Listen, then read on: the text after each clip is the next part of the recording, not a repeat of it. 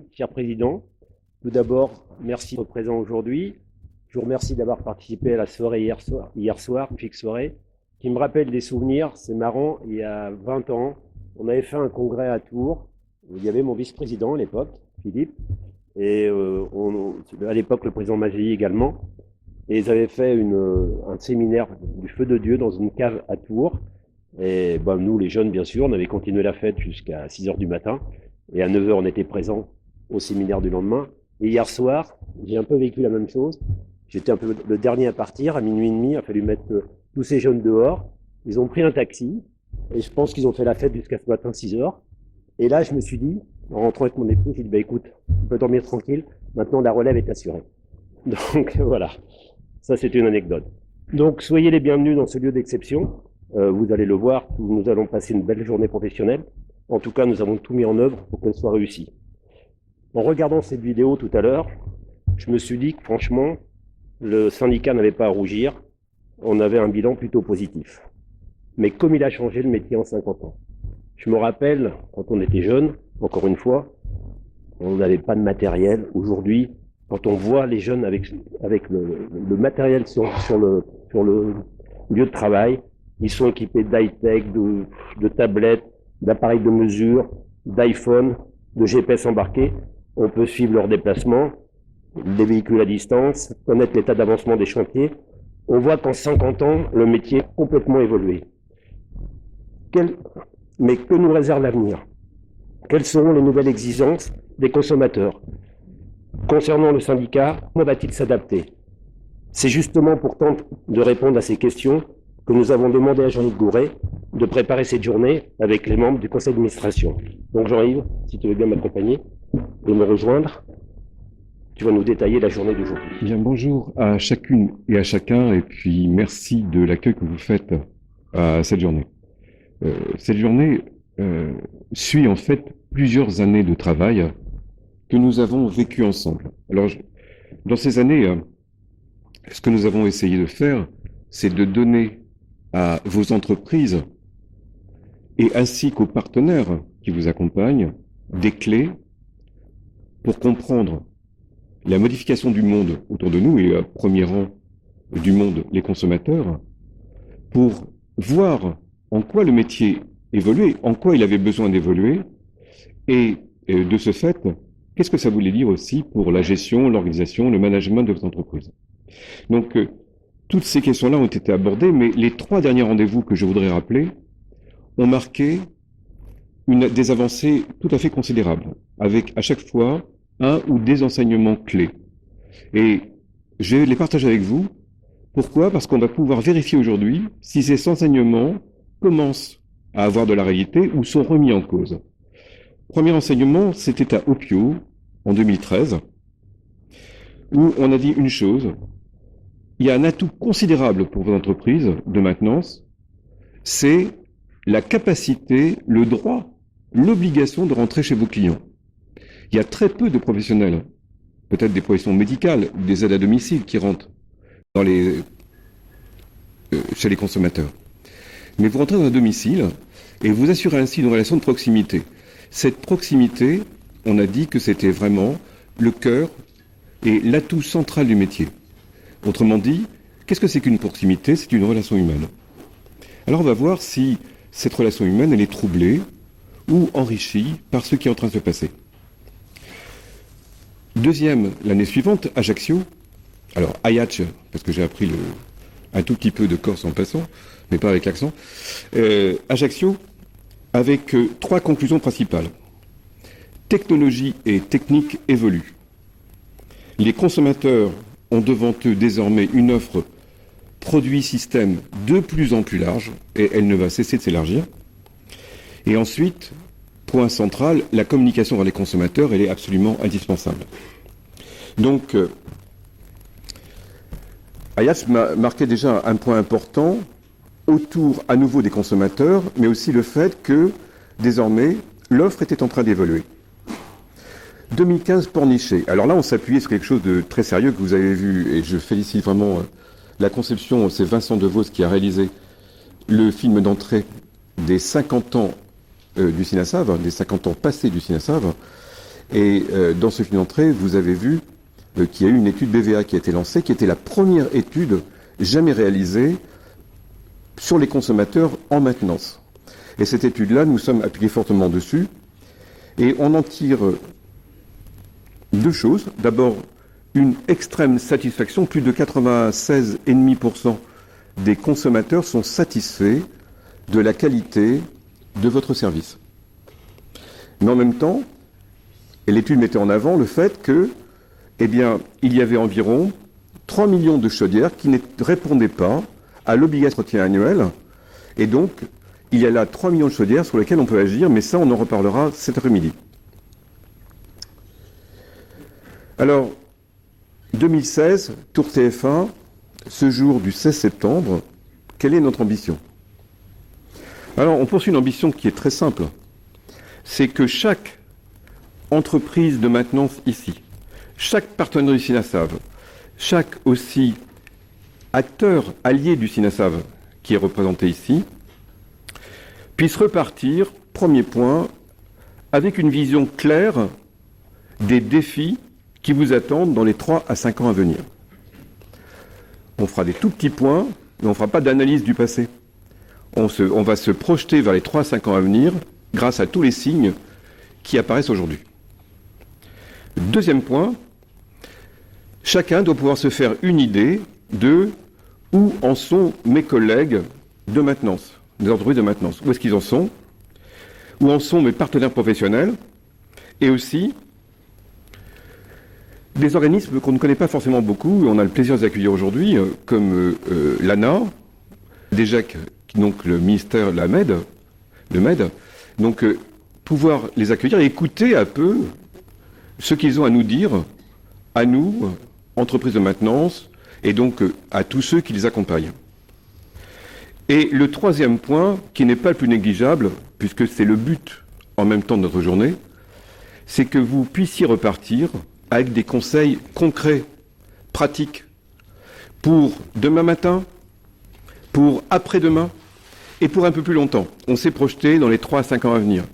Mais vous savez très très bien, et on le voit bien d'ailleurs sur le PowerPoint préparé par Vincent, on voit bien que pour passer par exemple de la réflexion Qualisav à effectivement la qualification Qualisav, il y a des années qui passent. Donc on ne passe pas du jour au lendemain par un coup de baguette magique ou un claquement de doigts, d'un passage à un autre, d'une culture à une autre, d'un système à un autre. Et le président l'a dit dans son introduction, on a déjà beaucoup changé. Et le monde n'est que changement. Donc objectif central, être concret et vous apporter des choses qui soient pratiques. Alors on va regarder très rapidement le programme pour regarder comment ça va se faire. Et on va repartir dans nos programmes de ce que vous savez comme étant toujours la clé des choses. La première source de richesse, ce sont vos clients. Et si on ne parle que clients, on peut aussi ajouter les prospects.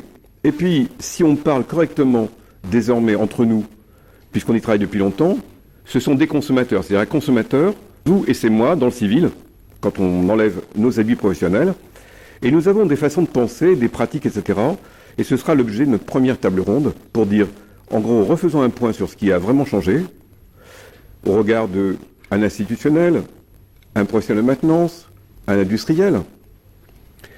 Et puis, ensuite, nous regarderons quelles sont les évolutions que l'on peut vraiment pressentir, présager.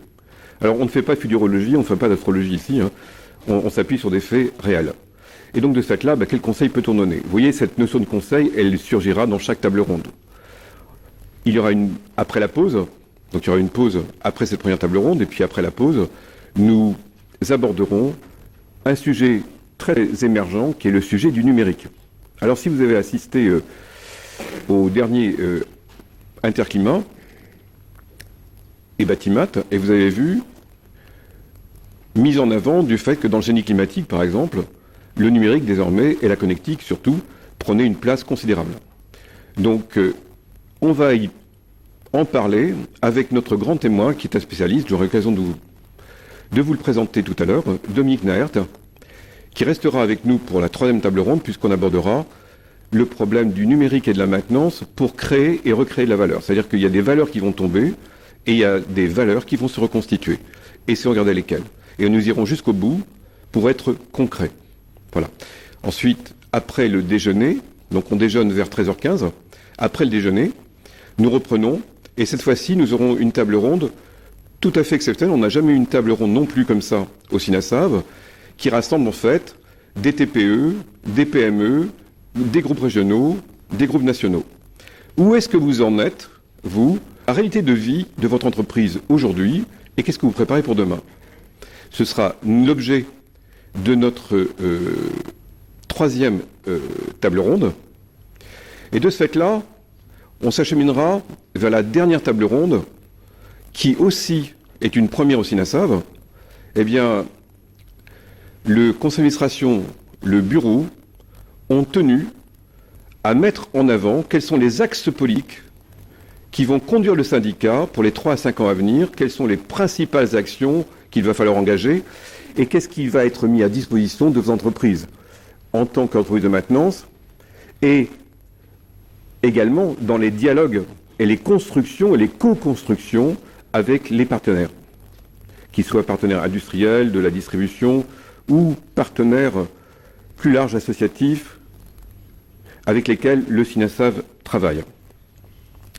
Donc vous voyez, on va avoir des tables rondes très professionnelles, et elles seront d'autant plus professionnelles, et je les remercie parce que chacun des intervenants a préparé avec soin son intervention. Alors on n'est pas là pour faire du théâtre ni pour lire des textes, mais on est là vraiment pour réfléchir, penser et vous apporter plein de choses concrètes. Donc n'hésitez pas, à la fin d'une table ronde, par exemple la première table ronde qui va avoir lieu autour des consommateurs, n'hésitez pas ensuite à vous adresser à chaque intervenant qui est là si vous avez envie de discuter avec eux, puisque vous aurez une demi-heure de pause, et discuter avec eux de sujets qui vous tiennent à cœur de vos réflexions professionnelles. Donc un grand merci à vous qui avez accepté d'abord l'invitation du SINASAV et qui avez accepté d'intervenir. Et tout ceci n'a pas pu se faire, évidemment, sans l'appui du conseil d'administration, du président, que je remercie, et vraiment, petite commission aussi qui s'y collait un peu plus longtemps que les autres, où il y avait entre autres Philippe Joussaume, Philippe Néry, Vincent Rivière, à qui je dis un grand merci parce qu'ils ont accepté de dialoguer avec moi pour essayer de trouver quels sont les meilleurs intervenants, quels sont les bons thèmes, les bonnes questions, etc. Et donc tout ceci a été validé par le conseil d'administration. Alors, ça c'est un merci, et je voudrais en ajouter un. Nous préparons cet événement des 50 ans, bon anniversaire. On prépare cet événement des 50 ans depuis de longs mois. Et ceci ne peut pas se faire sans un échange constant et un engagement très fort et de l'équipe permanente du SINASAV. Donc je voudrais à nouveau remercier Delphine Ramoin, Marilyn Fatin et Vincent Devos parce qu'ils ont été vraiment exemplaires, formidables, disponibles. Et ils ont prouvé des qualités absolument merveilleuses d'efficacité, de mise en œuvre. Donc tout ça s'est fait vraiment dans la joie et la bonne humeur, mais dans l'efficacité quand même. Alors maintenant, ce que je vous propose, c'est qu'on entre dans le vif du sujet, et puis c'est à nous d'écrire la suite du PowerPoint que vous avez vu. Vous avez vu, ça s'arrête en 2016. Mais 2016, c'est pas fini. Hein. Donc on a... Et vous avez vu que le nombre de petits signés qui sortaient augmentait au fur et à mesure des années. Donc je pense, je crois, je suis sûr que le nombre de signés va augmenter suite à notre réunion. Et dans le titre de la table ronde, vous avez 50 ans d'évolution, on les a déjà vus, et d'avenir. Et le jeu de mots, c'est ce qui est et ce qui constitue le futur. Et puis aussi, ce qui constitue des nouvelles évolutions. Donc les évolutions vont continuer, le futur va se construire, et tout ce qui est à venir, on va voir comment s'en emparer, comment travailler avec. Donc n'hésitez surtout pas, lors des pauses, lors du déjeuner, à retourner vers les interlocuteurs que vous avez entendus, pour pouvoir discuter de choses vraiment qui vous tiennent à cœur. Voilà, je vous remercie, je vous souhaite vraiment une bonne journée, mais quelque part aussi un bon travail. Car c'est une forme de séminaire qu'est ce petit congrès, des 50 ans. Et on a beaucoup à découvrir, à gagner, à choisir. Bonne journée à vous. Et j'appelle donc tout de suite les participants à la première table ronde à nous rejoindre et à vous asseoir ici à nos côtés.